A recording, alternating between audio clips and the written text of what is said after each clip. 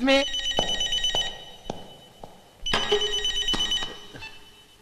Hello. ആ എപ്പോ? ഓ ഞാൻ വിളിച്ചോളാം. ശരിയാ. Thank you.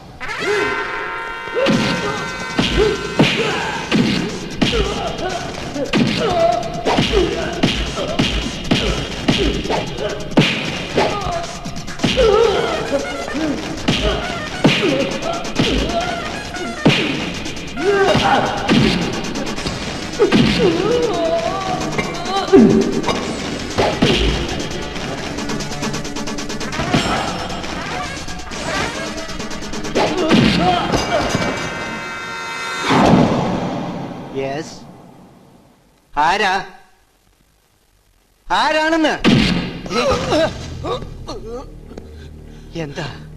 എന്താ നാരായണൻകുട്ടി?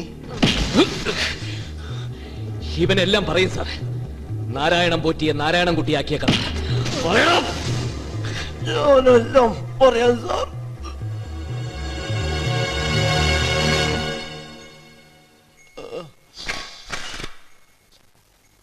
പോലീസ് ക്ലബിൽ നിന്നും ഡിന്നർ കഴിഞ്ഞ് വീട്ടിലേക്ക് മടങ്ങുമ്പോഴാണ് ഇരുട്ടത്ത് ആക്രമണം ഉണ്ടായത്. എന്റെ കാൽക്കുലേഷൻ കറക്റ്റ് ആണെങ്കിൽ അവരൊരു 5-8 പേരുണ്ടായിരുന്നു.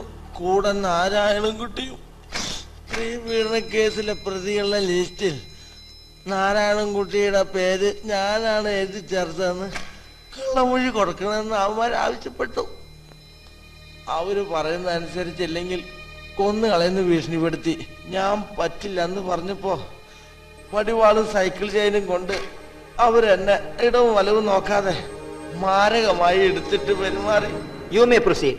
4ാം പ്രതിയായ നാരായണൻകുട്ടി ഈ കേസിലെ അന്വേഷണ ഉദ്യോഗസ്ഥനായ SI ചന്ദ്രനെ മർദ്ദിച്ച് അവശനാക്കി കൊല്ലുമെന്ന് ഭീഷണിപ്പെടുത്തി തനിക്ക് അനുകൂലമായി മൊഴി കൊടുക്കാൻ നിർബന്ധിച്ചത് ബഹുമാനപ്പെട്ട കോടതിക്ക് നേരിട്ട് അറിവുള്ളതാണല്ലോ. SI ചന്ദ്രനാണെങ്കിൽ ഇപ്പോൾ ആശുപത്രിയിൽ ചികിത്സയിലാണ്. ഒരു ക്രിമിനൽ കുറ്റം മറച്ചു പിടിക്കാൻ മറ്റൊരു ക്രിമിനൽ കുറ്റം കൂടി ചെയ്ത ഈ പ്രതിയുടെ കുറ്റവാസന ഈ മർദ്ദനം കൊണ്ട് തന്നെ നേരിട്ട് വ്യക്തമാകും. പോലീസുകാരനെ മർദ്ദിച്ചതിന് മറ്റൊരു കേസും കൂടെ പ്രതിയുടെ പേരിൽ ചാർജ് ചെയ്തിരിക്കുന്നു. IPC 326 പ്രകാരം.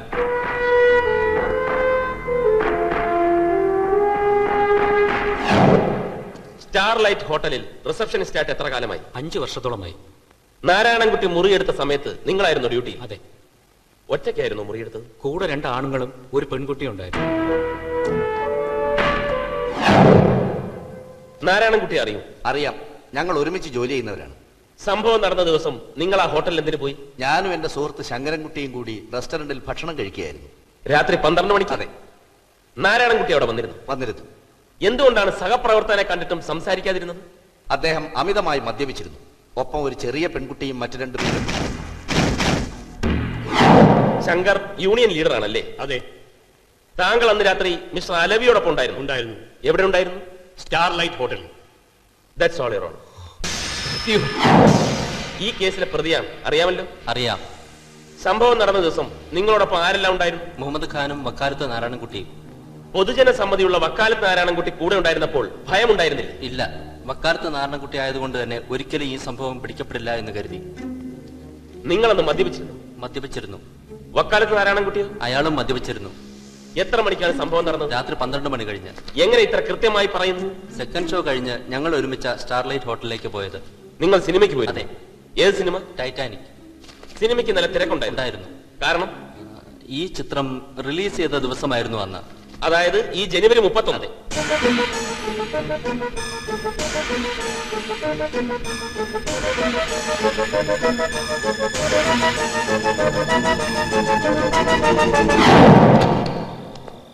Mathew, how dare you! Narayanankutty പൊയ്ക്കോ, പ്ലീസ് ഗോ.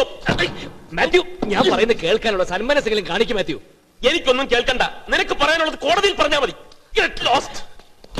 മാത്യു, മാത്യു, നീയും അഡ്വക്കേറ്റ് മാത്യു, നിനക്ക് പരമാവധി ശിക്ഷ ലഭിക്കാൻ വേണ്ടി മാത്രം വാദിക്കുന്ന അഡ്വക്കേറ്റ് മാത്യു എന്നിട്ട് ഗുഡ് ബൈ പറയും ഈ തൊഴിലിനോട് എന്നേക്കുമായി.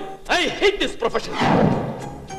കാരണം വക്കാലത്ത് നാരായണൻകുട്ടിയാ പോപ്പ് മാത്യുവിനെ അഡ്വക്കേറ്റ് മാത്യു ആക്കിയത്. അതുകൊണ്ട് മാത്രം. മാത്യു, ഇറങ്ങി പോടാ. നാരായണൻകുട്ടി എനിക്ക് പോലീസിനെ വിളിക്കേണ്ടി വരും. മാത്യു, ഞാൻ പറയുന്നത് മാറാ പുല്ലേ.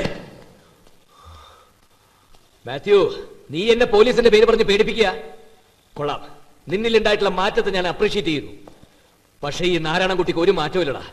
അന്നും ഇന്നും നിയമത്തിൽ മാത്രം വിശ്വസിക്കുന്ന വക്കാലത്ത് നാരായണൻകുട്ടിയാണ് ഞാൻ. തന്നെ ഒരു പാവം പെൺകുട്ടിയെ. മാത്യു, ഇല്ല. ഞാൻ കുറ്റം ചെയ്തു എന്ന് ആരോപിച്ച ദിവസം ഞാൻ കുക്കുമായിട്ടുള്ള മാരേജ് ഇരു ചെവി അറിയാതെ ആണെങ്കിലും അതും നിയമപരമായിരുന്നല്ലോ. സ്പെഷ്യൽ മാരേജ് ആക്ട് 1954 പ്രകാരം.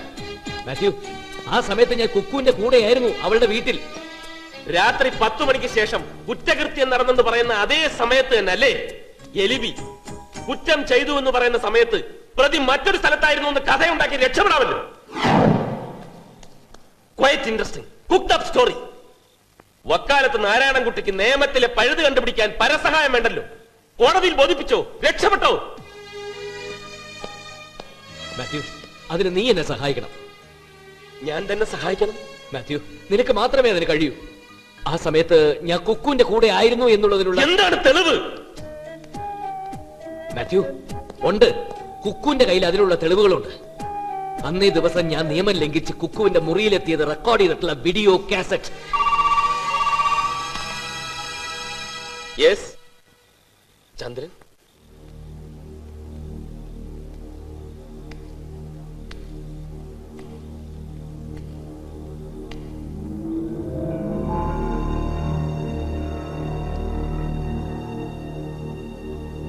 ശരി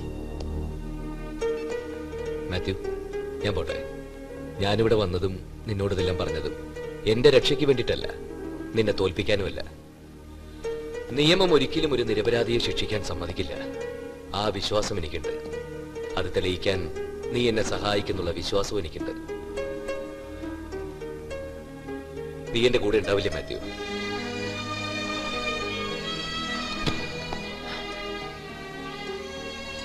നാരായണൻകുട്ടി, കുക്കുവിനെ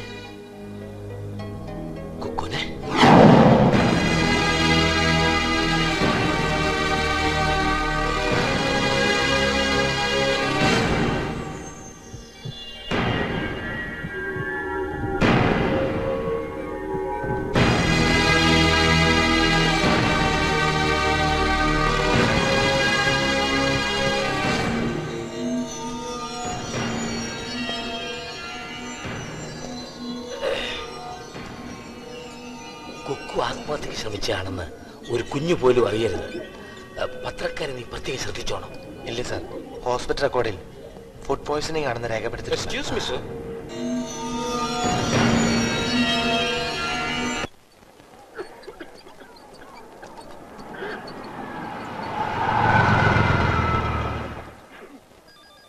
നാരായണൻകുട്ടി, നീ ഇറങ്ങണ്ട. മാത്യു, എന്റെ വേണ്ട പ്ലീസ്. നാരായണൻകുട്ടി, നിന്നെ ഇവിടെ വെച്ച് ആരെങ്കിലും കണ്ടാൽ, നിന്നെ ഐഡന്റിഫൈ ചെയ്താൽ ആ കുഴപ്പമാവും. എല്ലാവരും അത് പ്രശ്നമാക്കും. നീ ഇവിടെ ഇരിക്കും. സമ്മതിക്കുന്നില്ലടാ എന്റെ മനസ്സ്. അല്ലാതെ നാട്ടുകാരുടെ കാര്യമാകുമ്പോ പല തരത്തിലുള്ള ആൾക്കാരല്ലേ, നീ അത് ഉൾക്കൊള്ളണം. ഞാൻ അവിടുത്തെ സിറ്റുവേഷൻ നോക്കിയിട്ട് വരാം. ശരിയാ, മനസ്സിലായി. ആർക്കും ഇപ്പൊ ഞാൻ വക്കാലത്ത് നാരായണൻകുട്ടിയല്ല, ഒരു നികൃഷ്ടമൃഗം. 13കാരിയെ പീഡിപ്പിച്ച് നശിപ്പിച്ച കാമപ്രാന്തൻ, പെർവർട്ടഡ് പേഴ്സൺ. അവർക്കൊക്കെ ഞാൻ ഇപ്പൊ ഒരു അശ്ലീലമാ. അശ്ലീലം.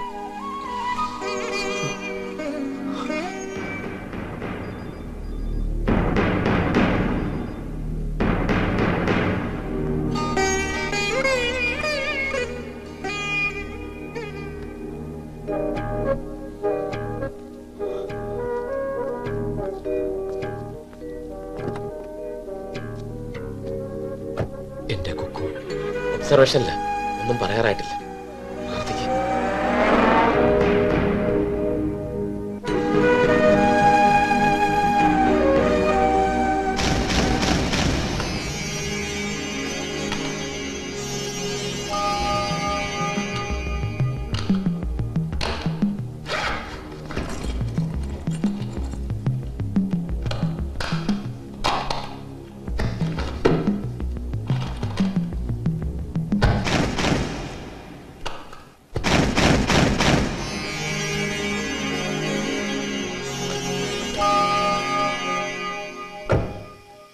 നീ നിരപരാധിയാണെന്ന് സ്ഥാപിക്കാനുള്ള എല്ലാ തെളിവുകളും കിട്ടി.